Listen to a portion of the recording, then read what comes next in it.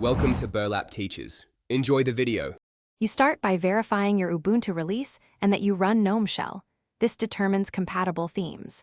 Next, install GNOME Tweaks and the user themes extension so you can change shell styles.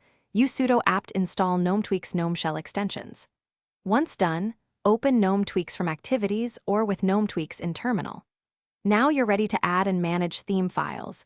Keep a terminal open for file commands and take care to match GTK and shell versions. You'll fetch themes from a trusted source, then extract them into ~. Themes for a single user or /usr/share/ themes for system-wide use. Permissions matter, so use sudo when writing to system folders. For icon packs, place folders in ~. Icons or /usr/share/icons.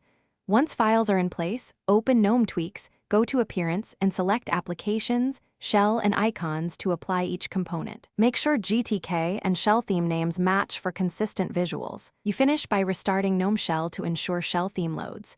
Press Alt plus F2, type R, and hit Enter under Zorg. On Wayland, log out and log back in instead.